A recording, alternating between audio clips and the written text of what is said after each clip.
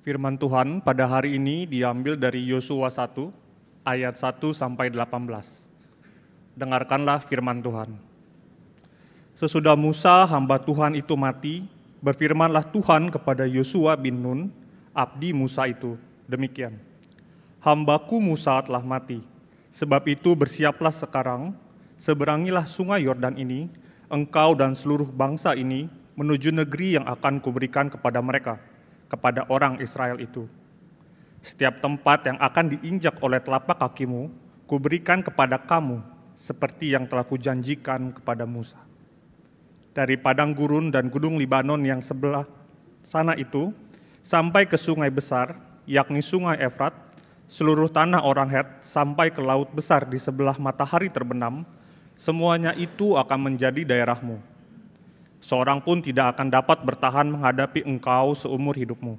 Seperti aku menyertai Musa, demikianlah aku akan menyertai engkau. Aku tidak akan membiarkan engkau dan tidak akan meninggalkan engkau.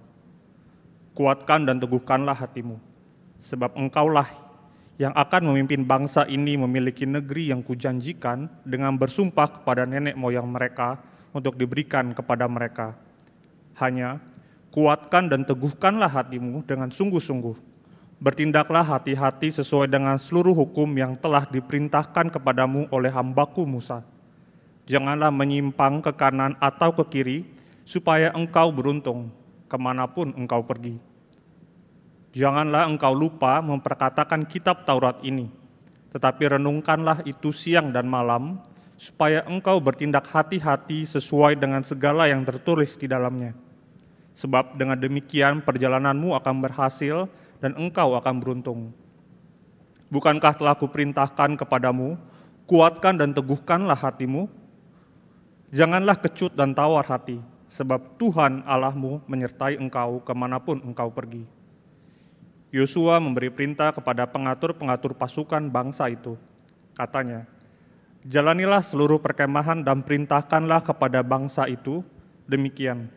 Sediakanlah bekalmu, sebab dalam 3 hari kamu akan menyeberangi sungai Yordan ini untuk pergi menduduki negeri yang akan diberikan Tuhan Allahmu kepada kamu untuk diduduki.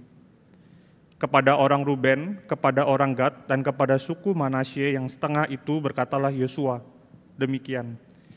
Ingatlah kepada perkataan yang dipesankan Musa, hamba Tuhan itu kepadamu, yakni, Tuhan Allahmu mengaruniakan keamanan kepadamu dan memberikan kepadamu negeri ini.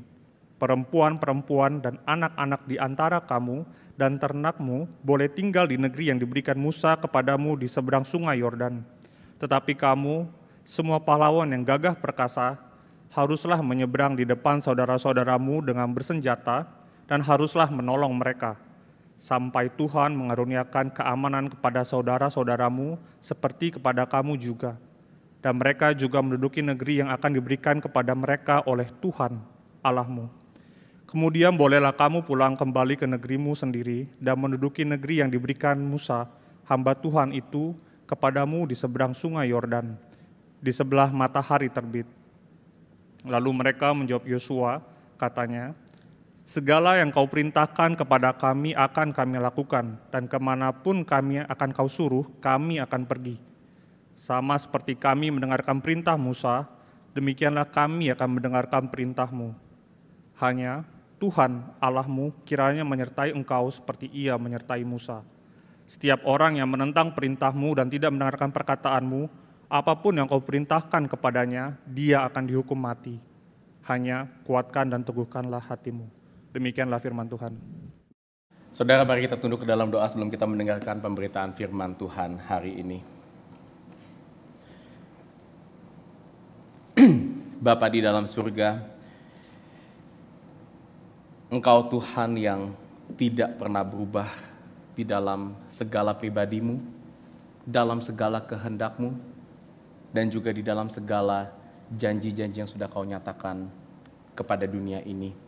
Meskipun kami adalah orang-orang yang seringkali berubah, seringkali gagal dan tidak setia untuk hidup di dalam semua kehendak dan janji-janji-Mu dengan baik.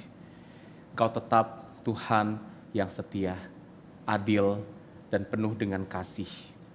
Dan Bapa, hari ini ketika kami akan memulai seri khotbah yang baru di dalam ibadah GPC, kami berdoa Tuhan agar Tuhan menyatakan kepada setiap daripada kami apa artinya bagi kami untuk hidup setia mengikut janji Tuhan, mengikut kemanapun Kau ingin membawa kami dan hidup untuk menyatakan kemuliaan-Mu sesuai dengan setiap panggilan kehidupan kami dan juga bagi gereja-Mu, bagi GPC. Nyatakan firman dan Injil-Mu kepada kami saat ini di dalam pemberitaan firman yang akan kami sama-sama renungkan hari ini dari Yosua pasal pertama. Dan kami mau serahkan semua pemberitaan firman ini ke dalam tangan Tuhan saja. Dalam nama Kristus kami berdoa dan mengucap syukur. Amin. Saudara, mulai bulan Juli dan seterusnya, kita di dalam ibadah Gospel Providence Church akan memulai seri khotbah baru saudara dari kitab narasi perjanjian lama yaitu kitab Yosua. Nah saudara, mungkin jarang ya kita mendengar khotbah dari kitab Yosua. Mungkin juga dalam renungan kita sehari-hari pun juga jarang. Atau mungkin ini bukan satu kitab yang kita akan mungkin sering baca. Ya, saya pribadi pun mungkin selama hidup ini baru membaca kitab ini ya beberapa kali. Ya, dari awal sampai akhirnya. Nah Yosua sendiri saudara adalah kitab kelima dalam kanonisasi perjanjian lama kita. Dan kitab ini berfokus kepada satu tema yang besar. Yaitu tentang penggenapan janji Tuhan kepada bangsa Israel. Yang Tuhan sudah nyatakan ratusan tahun sebelum peristiwa di dalam kitab Yosua ini kepada Abraham, kakek moyang Israel. Janji Tuhan yang sudah Tuhan nyatakan melalui Abraham sampai kepada bangsa Israel ini seringkali disebut sebagai janji anugerah. Atau dalam bahasa Inggrisnya the covenant of grace. Janji anugerah ini dibawa oleh bangsa Israel yang selama ini dipimpin oleh Musa. Ya, sejak mereka keluar dari perbudakan di tanah Mesir. Dan di mana mereka harus berkelana di padang gurun selama 40 tahun sampai akhirnya. Di dalam kitab Yosua ini kita akan melihat bagaimana bangsa Israel akhirnya dapat melihat janji anugerah Tuhan ini tergenapi di mana Tuhan akan memberikan tanah perjanjian yang disebut juga sebagai tanah Kanaan, saudara, kepada kedua belas suku Israel dan menjadikan Israel sebagai suatu bangsa yang besar dan menjadikan Israel sebagai bangsa yang akan membawa berkat bagi seluruh dunia ini sebagai umat pilihan Allah. Dan saudara, kitab Yosua ini bisa dikatakan juga sebagai suatu awal dari kisah transisi bangsa Israel. Dari bangsa yang tadinya nomadik, bangsa yang tadinya berkelana, ya menjadi sebuah bangsa yang sekarang punya satu wilayah yang tetap. Dan inilah salah satu pertimbangan saya saudara mengapa kita ingin membahas kitab Yosua, karena di GPC kita juga melihat banyak dari anggota GPC yang tahun ini sedang mengalami transisi, sedang berada dalam musim transisi kehidupan. Ada mungkin transisi karena pindah pekerjaan, ada mungkin di sini yang baru transisi pindah dari luar kota ke Jakarta atau sebaliknya. Ada transisi dari yang single ke menikah, transisi yang dari menikah ke punya anak, transisi yang mungkin sifatnya terpaksa kita lakukan karena kondisi kehidupan kita yang kurang baik. Seperti misalnya kita harus mengubah fokus pekerjaan kita, fokus bisnis kita untuk menyesuaikan dengan kondisi global yang sedang tidak kondusif saat ini. Harus menunda atau mempercepat beberapa hal dalam kehidupan kita. Dan gereja kita pun GPC juga tahun ini bisa dikatakan sebagai tahun masa transisi juga bagi kita. Di mana kita juga baru saja memiliki visi yang baru di awal tahun ini. Yang baru kita sama-sama renungkan di bulan Juni kemarin dalam Vision Month kita. Kita punya sistem kepemimpinan, sistem dinamika komunitas yang juga baru, kita lagi masa rapi-rapi saat ini. Jadi banyak yang perlu disesuaikan dan itulah kenapa saudara, setelah saya doakan dan mempelajari dan merenungkan beberapa kitab untuk sermon series kita sekarang ini, saya memutuskan untuk mengangkat seri khotbah kitab Yosua ini agar kita sama-sama bisa melihat dua hal, saudara. Bagaimana kita tetap bisa menghidupi Injil dengan setia di masa-masa transisi, melihat bagaimana Tuhan dengan setia memimpin umat-umatnya dan bagaimana kita dapat melihat kestabilan dari janji anugerah Tuhan yang sekarang kita bisa lihat dengan utuh di dalam Injil Kristus di tengah-tengah musim yang mungkin saat ini kita sedang merasa tidak stabil, tidak jelas, tidak pasti yang kita sedang alami saat ini, saudara. Dan hari ini kita akan melihat pembukaan dari kitab Yosua di pasal pertama, di mana kita akan melihat instruksi dari Tuhan kepada Yosua di ayat 1-9 dan di ayat 10-18 kita akan melihat instruksi dari Yosua sebagai pemimpin Israel yang baru kepada seluruh bangsa Israel untuk mereka dapat maju membawa janji Tuhan masuk ke tanah perjanjian atau tanah Kanaan. Dan khotbah hari ini akan saya bagikan dalam 3 poin saudara. 3 poin khotbah, yuk ya. 3 poin khotbah ini saya simpulkan menjadi kunci keberhasilan untuk menghidupi janji Tuhan adalah yang pertama, kesetiaan Tuhan yang tidak berubah. Kedua, kehidupan yang berpusat pada firman Tuhan. Dan yang ketiga, komitmen untuk mengikut Tuhan. Ya, kita akan membahas masing-masing poin ini secara dekat. Saya akan memakai slide, tapi slide saya hanya akan pakai untuk menunjukkan beberapa ayat-ayat saja karena ayatnya panjang, saudara. Jadi biar kita bisa lebih fokus, saudara bisa lebih lihat dari mana kita bisa mendapatkan diskusi poin-poin yang akan saya bagikan dalam khotbah hari ini. Jadi saya harap slide yang saya pakai hari ini dapat membantu kita merenungkan Yosua pasal pertama ini dengan lebih baik lagi. Kita masuk ke poin yang pertama, kesetiaan Tuhan yang tidak berubah. Oke, saudara, seperti biasa di awal seri khotbah, ya di awal kita merenungkan sebuah kitab yang baru, saya akan memberikan sebuah outline dulu buat kita semuanya untuk tahu apa sih yang menjadi garis besar dari kitab Yosua ini. Secara garis besar saudara, kitab Yosua ini bisa dibagi menjadi 3 babak. Ya, seperti halnya kalau saudara melihat sebuah drama, sebuah cerita film, saudara, biasa ada scene atau babak-babak yang terdiri dari potongan-potongan cerita yang digabung menjadi satu. Di sini juga ada 3 babak saudara.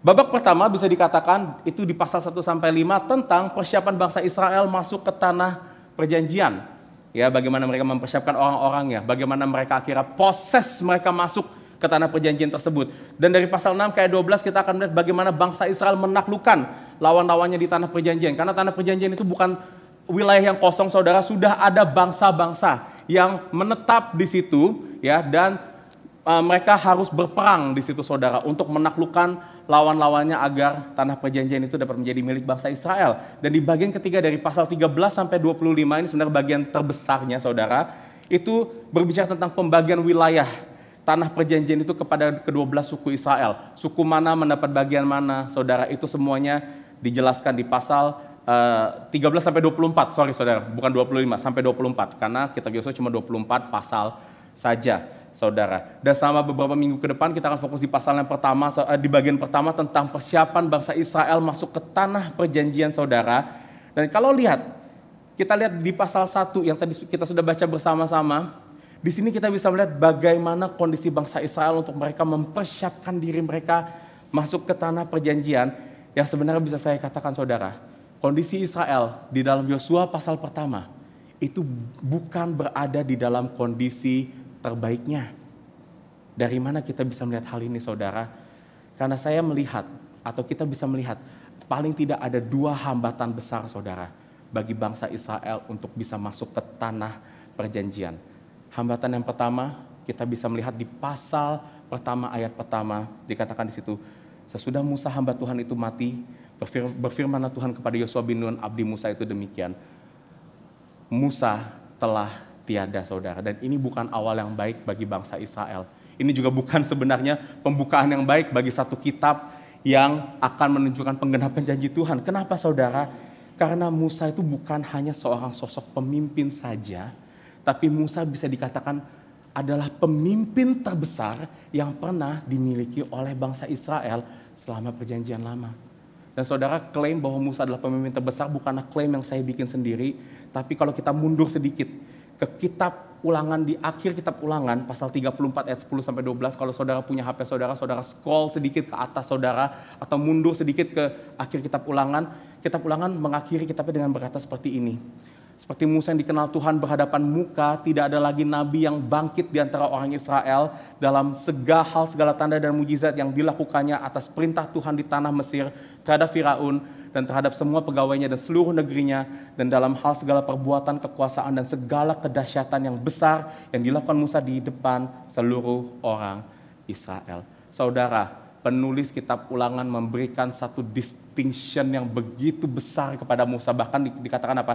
Tidak ada lagi nabi yang bangkit di antara orang Israel sebesar Musa.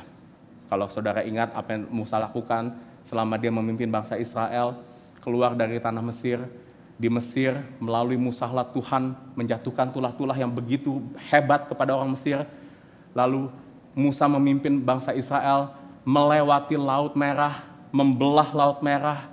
Selama di padang gurun Musa banyak melakukan mujizat, memukul batu lalu keluar air, saudara. Lalu puncaknya Musa juga naik ke atas gunung Sinai, diperkenankan oleh Tuhan, dan Tuhan memberikan 10 perintah langsung kepada Musa. Dan tidak ada nabi lain, saudara, tidak ada pemimpin lain di dalam Alkitab, di dalam perjanjian lama khususnya, yang mendapatkan atau mengalami hal-hal yang Musa alami, saudara. Dan secara logika, bangsa Israel saat ini sebetulnya lagi memerlukan sosok pemimpin yang besar dan hebat seperti Musa. Terutama, saudara, untuk mereka nanti mau menaklukkan bangsa-bangsa di tanah perjanjian yang kekuatannya sebetulnya itu jauh lebih besar daripada kekuatan bangsa Israel saat itu.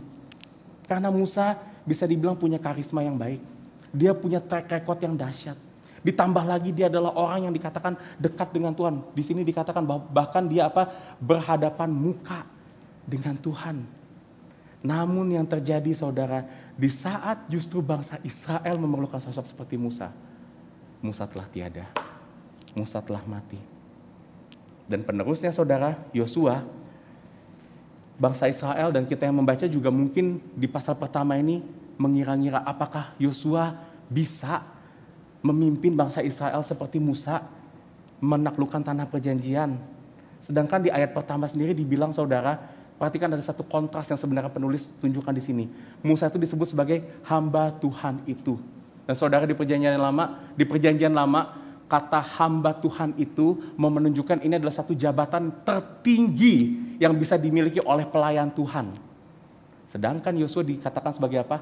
Abdi Musa itu. Dalam bahasa aslinya abdi Musa itu dikatakan sebagai seperti seorang penolong, menteri, atau mungkin bahasa kerennya sekarang sidekick. Kalau di film-film, saudara, Batman ada sidekicknya Robin, nah ini Robinnya, saudara.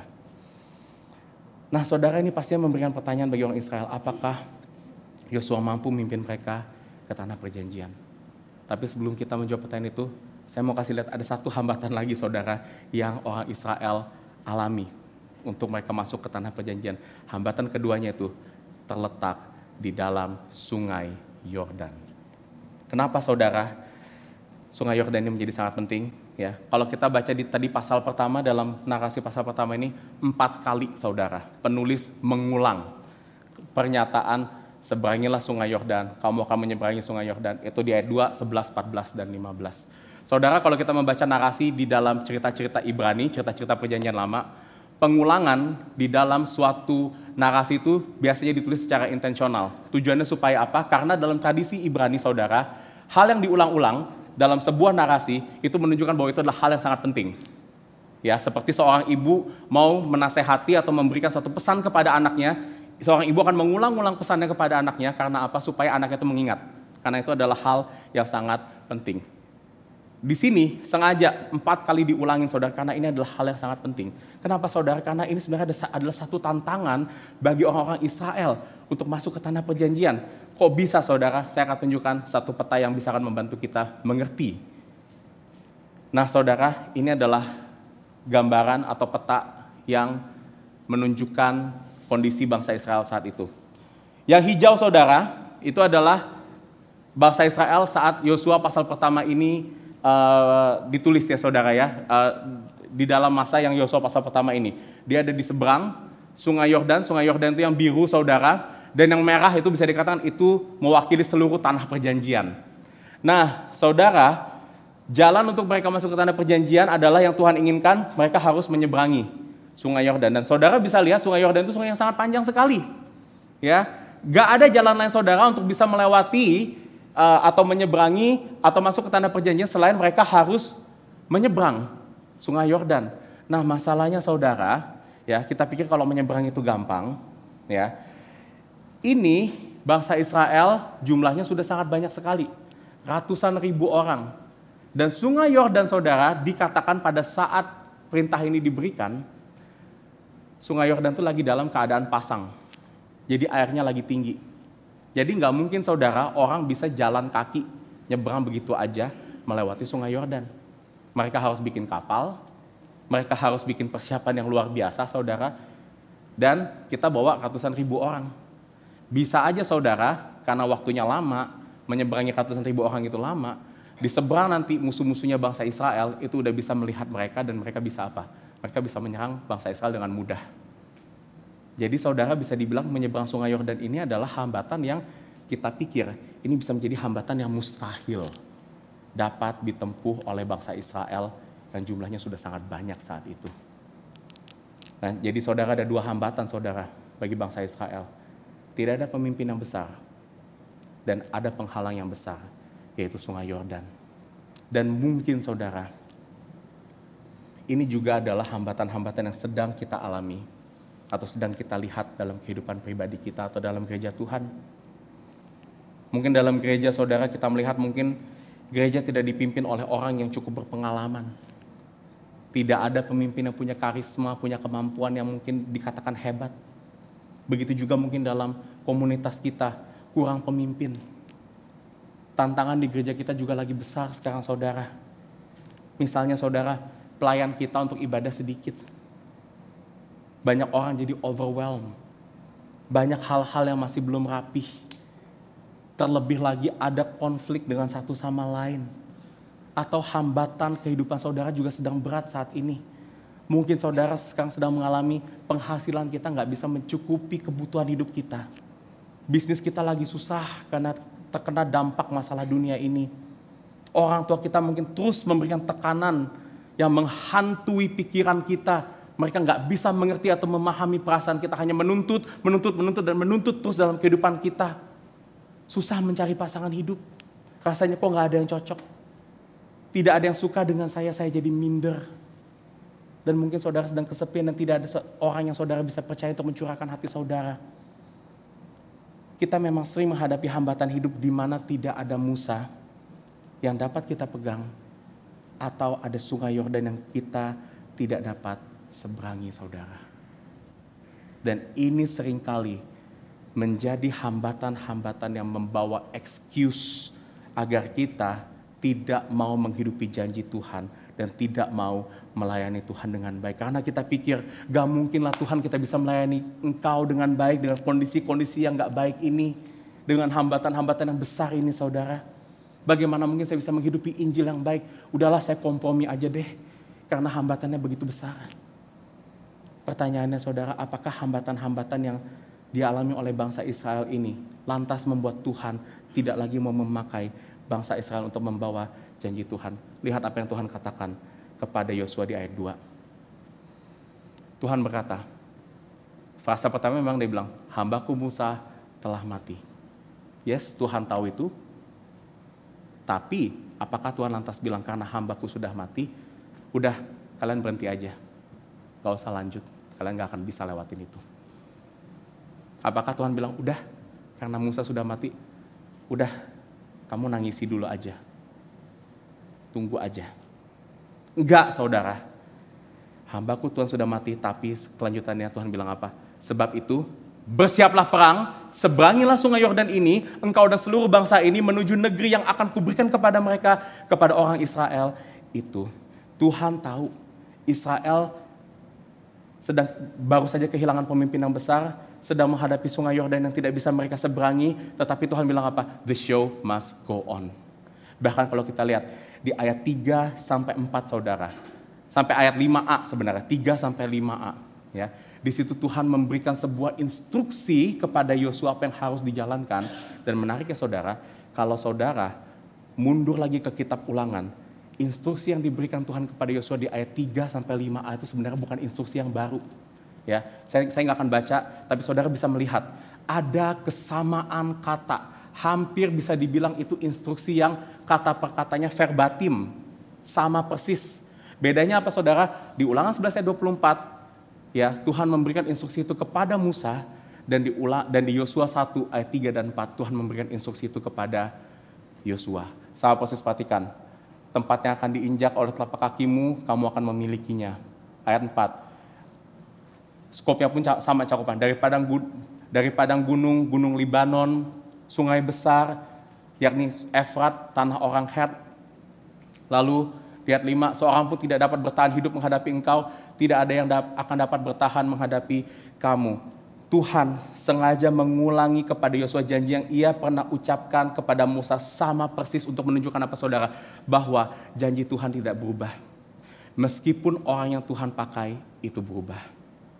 Dan mungkin saudara, orang yang akan meneruskan janji Tuhan itu tidak sebaik pendahulunya, tapi Tuhan bilang apa? No, the show must go on. Janjiku tetap harus terbawa. Dan ini menunjukkan apa saudara? Bahwa janji Tuhan itu tidak tergantung pada siapa yang membawanya atau tantangan apa yang akan dihadapi oleh pembawanya. Tetapi janji Tuhan itu tergantung sepenuhnya pada Tuhan yang memberikan janji tersebut.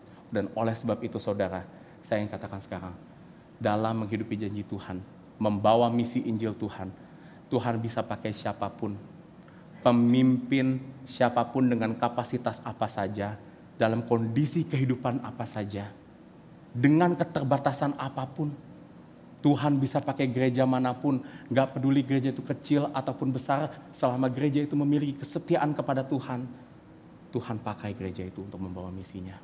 Tuhan akan pakai GPC, Tuhan akan pakai kita dan saudara-saudara. Karena kenapa? Bukan karena kita hebat, tapi karena kesetiaan Tuhan. Dale Ralph Davis, seorang ahli perjanjian lama, komentator dari kitab Yosua atau penafsir kitab Yosua, memberikan satu quote seperti ini. Yahweh's fidelity does not hinge on the achievements of man, however gifted they may be, nor does it evaporate in the face of funerals or rivers. Kesetiaan Tuhan tidak bergantung pada pencapaian manusia seberapa berbakat pun mereka, dan juga tidak lenyap di hadapan kematian atau sungai-sungai. Dan dengan kata lain saudara, keberhasilan kita untuk menghidupi janji Tuhan, untuk menghidupi Injil, itu tidak terletak pada diri kita, atau pada hambatan kehidupan kita, atau musim kondisi kehidupan kita, tapi pada kesetiaan Tuhan yang tidak pernah berubah. Dan oleh sebab itu saudara, kita perlu terus bergantung kepada Tuhan dengan kita membiarkan Tuhan, berserah kepada Tuhan untuk terus memimpin kehidupan kita setiap saat. Dan bagaimana Tuhan melakukannya, bagaimana Tuhan memimpin kita saudara? Tuhan akan memimpin kehidupan kita dengan membawa kita untuk memiliki kehidupan yang berpusat pada firman Tuhan. Kita masuk ke poin yang kedua, keberhasilan. Kunci keberhasilan menghidupi janji Tuhan adalah dengan kehidupan yang berpusat pada firman Tuhan. Saudara, meski menghidupi janji Tuhan itu bergantung sepenuhnya pada kesetiaan Tuhan, tetapi bukan berarti kita akhirnya menjadi pasif dan tidak melakukan apa-apa. Tuhan tetap memanggil kita untuk bergantung dan mempercayai Tuhan secara aktif dengan kita menaati dan melakukan apa yang Tuhan katakan dalam seluruh firman Tuhan. Dan kita bisa temukan ini saudara di ayat 7 dan 8 di pasal 1 dari kitab Yosua. Dan saya akan menjelaskan ayat 7 dan 8 ini dalam 3 subpoint dengan lebih detail lagi. Apa yang Tuhan nyatakan, bagaimana kita menghidupi diri kita dengan berpusat kepada firman Tuhan. Yang pertama saudara, perhatikan di sini. Kita dipanggil untuk menaati seluruh firman Tuhan. Bukan hanya sebagian, bukan hanya firman yang bagi kita masuk akal, atau bukan hanya firman yang kita bisa taati saja. Lihat saudara, di ayat 7 dikatakan, hanya kuatkan dan teguhkanlah hatimu dengan sungguh-sungguh. Ya, perhatikan kata-kata yang saya tebalkan di situ. Bertindaklah hati-hati sesuai dengan seluruh hukum yang telah diperintahkan kepadamu oleh hambaku Musa. Janganlah menyimpang ke kiri atau ke kanan, supaya engkau beruntung kemanapun engkau pergi. Firman Tuhan, memang saudara, Alkitab kita tidak memberikan perintah detail untuk kehidupan kita. Firman Tuhan tidak memberitahukan kita misalnya bagaimana cara mencari pekerjaan, bagaimana pastinya saya bisa cari pasangan hidup. Atau firman Tuhan tidak memberikan kepada kita secara spesifik saudara tentang bagaimana saya misalnya menyelesaikan konflik dengan istri saya. Atau cara menghadapi orang tua kita yang berbeda pandangan dengan kita. Tidak secara spesifik, tetapi yang firman Tuhan berikan adalah prinsip-prinsip kebenaran yang akan mengubah dan memperbarui cara pandang kita. Supaya kita memiliki kebijaksanaan yang benar saudara untuk memandang seluruh persoalan kehidupan kita di dalam lensa kebenaran.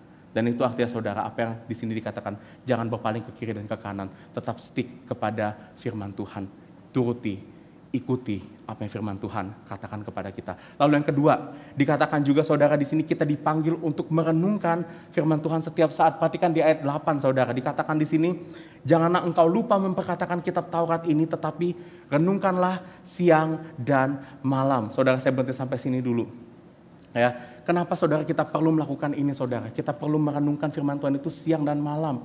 Supaya dikatakan engkau bertindak hati-hati sesuai dengan segala yang ditulis di dalam firman-Nya.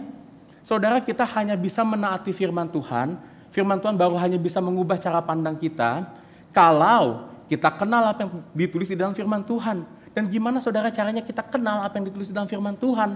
Itu hanya bisa terjadi kalau kita merenungkannya saudara. Merenungkan itu apa? Kita membaca firman Tuhan itu, kita mempelajarinya, kita merefleksikannya, dan terlebih lagi kita juga mendoakannya saudara. Dan ini gak cukup kita lakukan hanya di ibadah hari Minggu ini saja, tapi dikatakan apa? Renungkanlah ini siang dan malam, artinya setiap saat saudara. Kenapa saudara? Karena saudara menghidupi firman Tuhan itu ibaratnya seperti kita lagi belajar nyetir mobil. Kita kan gak bisa saudara nyetir mobil, ya belajar nyetir mobil, sekali belajar langsung lancar nyetir mobil saudara. Perlu latihan, perlu waktu, perlu kita ada rutinitas, perlu kita disiplin untuk bisa nyetir mobil. Dan mungkin saudara di awal-awal kita waktu belajar nyetir mobil apa yang terjadi? Kita mungkin takut kalau mau masuk jalan tol. Mungkin takut kalau mau parkir, takut nyenggol saudara. Mungkin takut nyerempet mobil lain, nabrak palang dan yang lain-lain. Tapi apakah itu akan membuat saudara berhenti belajar mobil? Enggak kan? Karena kalau kita berhenti belajar mobil, apa yang terjadi? Enggak akan bisa nyetir mobil. Saudara akan terus belajar nyetir mobil itu sampai saudara akhirnya makin mahir untuk menyetir mobil. Begitupun juga menghidupi firman saudara. Kita harus terus merenungkan Injil supaya apa? Injil itu semakin fasih dalam kita, bukan hanya mengatakannya, tetapi menghidupinya. Yes, mungkin ada masa-masanya saudara kita akan kesenggol. Yes, mungkin ada masa-masanya saudara ketaatan kita akan membawa kita itu menjadi sulit kehidupannya. Kita akan mungkin ada waktu-waktunya merasa bingung. Kenapa Tuhan mau menyatakan ini kepada kita semuanya saudara. Tapi itu semua adalah proses saudara bagaimana kita menaati Tuhan. Proses gimana kita menghidupi Injil. Enggak instan, tetapi Tuhan akan membawa kita saat kita merenungkan firman itu dengan setia. Semakin mahir lagi saudara untuk melihat hidup ini dalam lensa kebenaran. Dan yang ketiga saudara, kenapa kita dipanggil untuk hidup berpusat pada firman Tuhan.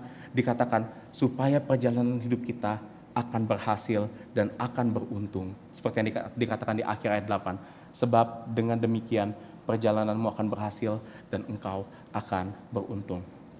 Nah saudara, beruntung di sini juga bisa diartikan juga sebagai berkelimpahan atau bahasa Inggrisnya prosperous. Tapi saudara, apakah di sini artinya kalau kita ikut Tuhan, ya keberhasilan dan keberuntungan itu dinyatakan dengan bisnis kita akan sukses atau keluarga kita akan harmonis dan bahagia? Atau apakah artinya kalau kita ikut Tuhan itu kita akan dijauhkan dari musibah, hidup kita akan dilancarkan? Saudara, keberhasilan dan kelimpahan yang dinyatakan di sini bukan keberhasilan materi atau duniawi, tetapi keberhasilan di dalam kehidupan kita melihat kesetiaan Tuhan yang tidak berubah, yang akan terus menyertai kita. Dan kita akan dapat melihat kesetiaan Tuhan yang tidak berubah ini saudara, kalau kita terus merenungkan firman Tuhan dan melakukannya dengan setia. Oleh sebab itu saudara, kita baca firman Tuhan itu bukan semata-mata untuk kita cari jawaban atas persoalan hidup kita aja. Kita baca firman Tuhan bukan saat hati kita lagi kering saja saudara. Tapi kita perlu baca firman Tuhan setiap saat. Karena kenapa? Di dalam firman itu kita tidak hanya melihat nasihat, kita tidak hanya melihat penghiburan, kita tidak hanya melihat teguran, tapi dalam firman Tuhan itu kita melihat pribadi Tuhan yang hidup, yang kita perlukan. Bukan hanya saat kita lagi perlu atau kita lagi down, tapi kita perlu melihat Tuhan setiap saat. Seperti selayaknya seorang suami yang perlu melihat istrinya setiap waktu. Bahkan kalau sama Tuhan saudara, intensitasnya itu bisa lebih jauh, lebih besar daripada perlunya seorang suami untuk melihat seorang istrinya. Sebesar itulah kita perlu melihat Tuhan. Dan karena itu saudara, merenungkan firman Tuhan akan membawa kita pada keberhasilan menghidupi janji Tuhan sampai pada akhirnya. Disinilah firman yang tidak berubah, kesetiaan Tuhan yang tidak berubah akan Tuhan berikan kepada kita. Alkitab sama semua bagi kita semua saudara. Gak ada versi yang khusus buat Davin, gak ada versi yang khusus buat Joshua, gak ada. Buat kita semuanya firman-Nya sama. Dan itu bukti saudara bahwa apa? Firman Tuhan itu adalah firman yang tidak berubah. Firman yang setia bagi kita semuanya. Dan karena merenungkan firman dan menghidupi Injil itu adalah hal yang kita perlu lakukan seumur hidup. Oleh karena itu saudara, kunci ketiga untuk kita dapat terus menghidupi janji Tuhan dengan setia, terus memusatkan hidup kita pada firman Tuhan dan melihat janji Tuhan, maka kita perlu hal ketiga, yaitu komitmen kita kepada Tuhan untuk menghidupi janjinya. Ini poin yang terakhir, poin yang ketiga, komitmen untuk taat kepada Tuhan. Saya minum sebentar ya. Saudara, kalau di ayat 1-9, tadi kita sudah melihat apa yang Tuhan perintahkan kepada Yosua. Sekarang kita masuk ayat 10-18 di poin ketiga ini, di mana di sini kita akan melihat perintah dari Yosua atau instruksi yang Yosua katakan kepada pengatur-pengatur pasukan bangsa Israel di ayat 10-18. Dan ini juga mewakili adalah perintah yang Yosua berikan kepada semua bangsa Israel. Saya nggak akan membacakan per ayat per ayat di dalam semua atau ayat 10-18 ini, tapi saya akan kasih beberapa rangkuman ya saudara di sini. Apa yang Yosua katakan kepada bangsa Israel. Di ayat 10-11, di situ adalah instruksi Yosua agar bangsa Israel itu bisa bersiap-siap untuk menyeberangi sungai Yordan dalam waktu 3 hari. Segera, saudara, waktunya dekat. Ya.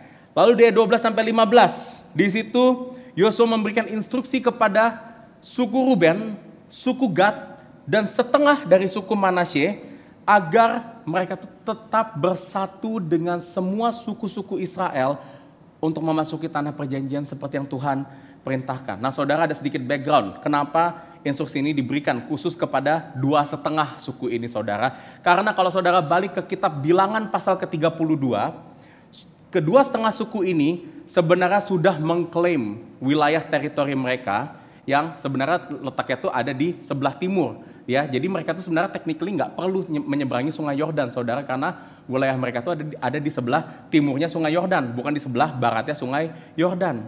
Nah, karena itu pada saat bangsa Israel berperang, suku-suku berperang, kedua setengah suku ini mereka diam saja, mereka tidak mau berperang, dan Tuhan marah kepada bangsa Israel dan terutama kepada kedua setengah suku ini. Dan karena mereka tidak mau berperang, itulah yang menyebabkan bangsa Israel harus berkelana 40 tahun mengitari padang gurun. Dan oleh sebab itu, sekarang Yosua kembali mau mengingatkan kepada kedua setengah suku ini, hey, meskipun kamu sudah memiliki wilayah di sebelah timur sungai Yordan dan kita mau bergerak ke barat sungai Yordan, kamu harus tetap ikut. Lalu setelah kamu ikut, kamu boleh kembali lagi untuk menduduki wilayahmu di sebelah timur sungai Yordan. Karena itu bukan kemauan Yosua, itu adalah perintah Tuhan untuk bangsa Israel tetap bersatu. Dan di ayat 16-18 kita melihat bangsa Israel meresponi instruksi dari Yosua dengan komitmen yang positif. Dikatakan di situ saudara, mereka berkomitmen untuk apa? Bangsa Israel berkomitmen untuk di ayat 16 melakukan apa yang Yosua perintahkan. Yosua ayat 16 berkata juga, mereka berkomitmen untuk pergi kemanapun Yosua perintahkan mereka. Ayat 17 dikatakan, mereka berkomitmen untuk mendengar Yosua seperti mereka mendengarkan Musa. Mereka juga akan melihat, memandang Yosua itu sebagai pemimpin mereka. Dan di ayat 18 menariknya, mereka juga berkomitmen untuk menanggung hukuman mati bila mereka menentang dan tidak mendengarkan perintah Yosua. Dan di akhirnya, di ayat 18, mereka berkomitmen untuk memiliki hati yang kuat dan teguh. Hati yang kuat dan teguh ini adalah satu frasa yang diulang terus-menerus juga di dalam pasal 1 ini saudara, 4 kali juga diulang. Dan ini juga mau menunjukkan bahwa mereka siap, mereka berani, mereka punya keteguhan yang luar biasa untuk mereka maju mengikuti Yosua masuk ke tanah perjanjian. Dan saudara, komitmen seluruh bangsa Israel ini adalah komitmen yang terjadi karena kenapa saudara? Mereka percaya bahwa Tuhan adalah Tuhan yang sama berkuasanya. Saat dipimpin oleh Musa dan dipimpin oleh Yosua, bangsa Israel akhirnya melihat itu saudara. Dan bagi kita saudara, untuk kita bisa menghidupi janji Tuhan dengan baik, memusatkan hidup kita pada firman Tuhan, kita juga perlu komitmen yang kuat, yang ditunjukkan dengan keberanian dan keteguhan untuk hidup bagi Tuhan. Karena tanpa komitmen yang kuat saudara, kita gak akan mungkin bisa berani untuk menghidupi seluruh janji Tuhan dengan setia. Karena tantangannya besar, hambatannya banyak. Tanpa komitmen yang kuat, kita juga gak akan bisa terus memegang janji Tuhan yang tidak berubah dalam kehidupan kita. Gak akan bisa saudara. Karena ada waktu-waktu yang memegang janji Tuhan itu membawa kita masuk ke waktu-waktu yang tidak nyaman. Komitmen, keberanian, dan keteguhan bangsa Israel ini akan terlihat di pasal-pasal berikutnya saat mereka nanti berhasil menyeberangi sungai Yordan dan menaklukkan musuh-musuh mereka yang sebenarnya lebih besar dan lebih hebat daripada mereka. Akan tetapi saudara, komitmen bangsa Israel ini tidak bertahan lama. Karena kita juga akan melihat di dalam kitab Yosua ini, bangsa Israel akan gagal menepati komitmennya kepada Yosua dan terutama kepada Tuhan. Seperti nanti di Yosua pasal 7, saat Israel menaklukkan kota yang bernama Ai, kita akan menemukan ada seorang bernama Akan, orang Israel bernama Akan, yang menentang perkataan Tuhan dengan dia mencuri harta jarahan di kota Ai tersebut yang Tuhan udah jelas-jelas bilang, harta jarahan tersebut harus dihabiskan, harus dibakar. Tapi Akan ini karena ketamakannya mau mengambil harta itu buat diri mereka sendiri. Dan akhirnya apa? Kutuk Tuhan turun atas Akan mati saudara. Dan kalau kita lihat kelanjutan dari sejarah bangsa Israel setelah kitab Yosua, apa yang terjadi saudara? Habis Yosua itu kitab Hakim-Hakim. Dan kitab Hakim-Hakim apa yang terjadi di situ saudara? Bangsa Israel terus menerus tidak taat, menyembah berhala, dan akhirnya meninggalkan Tuhan saudara. Kita memang perlu berkomitmen kepada Tuhan, punya keberanian, punya keteguhan untuk menghidupi bangsa Israel. Tapi masalahnya seperti bangsa Israel juga saudara, komitmen, keberanian dan keteguhan kita sangat rentan jatuh, sangat rentan gagal. Karena seperti bangsa Israel yang sudah tercemar oleh dosa, hati kita juga sudah tercemar oleh dosa sekarang. Dan dosa ini senantiasa mendorong kita untuk apa saudara? Selalu menentang perintah Tuhan dan meninggalkan janji Tuhan. Lantas gimana saudara? Kita tetap bisa punya komitmen untuk menghidupi janji Tuhan dengan setia di dalam segala kelemahan dan keterbatasan hidup kita. Nah saudara, syukur kepada Tuhan. Kesetiaan Tuhan terhadap janjinya itu tidak berubah karena di balik kegagalan komitmennya saudara, di balik kegagalan komitmen bangsa Israel, ada satu orang Israel yang akan membawa harapan bagi kita semua untuk selalu berkomitmen, memiliki keberanian dan keteguhan untuk menghidupi Injil saudara. Orang Israel ini memang tidak dinyatakan secara eksplisit di dalam Yosua pasal 1 dan di seluruh kitab Yosua saudara, tetapi orang Israel ini adalah seorang pribadi yang akan datang dari bangsa Israel yang akan menyeberangi sungai Yordan di pasal 1 ini. Dan orang ini adalah Tuhan Yesus Kristus yang bisa dikatakan sebagai Sang Israel sejati. Yesus saudara dapat memberikan kita harapan. Karena kenapa? Yesus telah berhasil menjalankan komitmen yang diucapkan bangsa Israel di ayat 16 sampai 18 tanpa kegagalan dan tanpa kecacatan sedikit pun. Bagaimana Yesus berhasil menjalaninya? Kita lihat saudara. Kalau bangsa Israel berkomitmen untuk mendengar dan melakukan apa yang Yosua perintahkan di ayat 16 dan 17, itu membawa kita untuk melihat kepada Yesus yang berkomitmen untuk melakukan segala yang Bapa kehendaki dalam dunia ini. Yohanes 14 ayat 31 berkata, Aku melakukan segala sesuatu seperti yang diperintahkan Bapa kepadaku. Yesus datang ke dalam dunia ini. Dia tunduk sepenuhnya di bawah perintah Bapa, menjalankan seluruh kehendaknya. Sampai pada akhirnya saudara, ini yang terjadi. Kalau Israel berkomitmen untuk menanggung hukuman mati bila menentang dan tidak mendengar perintah Yosua, itu memperlihatkan kita kepada apa saudara? Yesus yang meskipun berserah penuh, tidak bercacat dalam menghidupi semua kehendak Bapa, tetapi dia berkomitmen untuk menggantikan kita menanggung hukuman mati karena ketidaktaatan kita kepada Tuhan. 1 Petrus 3 ayat 18a berkata, sebab juga Kristus telah mati sekali untuk dosa kita, ia yang benar untuk orang-orang yang tidak benar, supaya ia membawa kita kepada Allah. Dan yang terakhir saudara, kalau Israel berkomitmen untuk memiliki hati yang berani dan teguh untuk Tuhan, Yesus ini memperlihatkan kita kepada komitmen Yesus untuk selalu memberikan kita keberanian dan keteguhan untuk menghidupi Injil di dalam namanya. Filipi 4 ayat 13 berkata, segala perkara dapat kutanggung di dalam Dia, di dalam Yesus yang memberi kekuatan kepadaku. Yesus tidak hanya berhasil menjalani komitmen bangsa Israel, tapi Yesus juga menjalaninya dengan lebih baik dari apa yang bangsa Israel dan kita semua bisa harapkan. Karena Yesus tidak hanya melakukannya bagi dirinya sendiri, tapi Yesus melakukannya bagi bangsa Israel dan bagi kita semua, bagi saudara dan saya.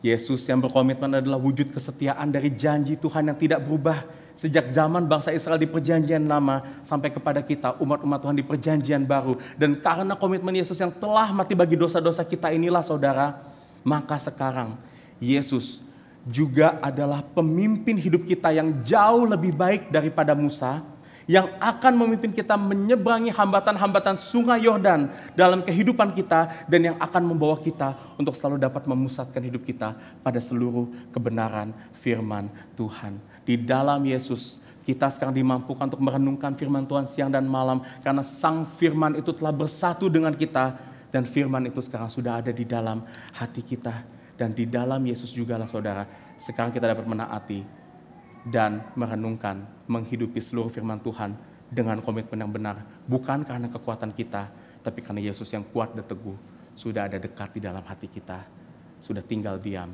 di dalam hati kita. Kita yang terbatas memiliki kekuatan yang tidak terbatas, karena Yesus yang tidak terbatas, yang maha kuasa, yang tidak berubah, akan selalu menyertai kita dan yang akan selalu memimpin kita. Mari kita berdoa.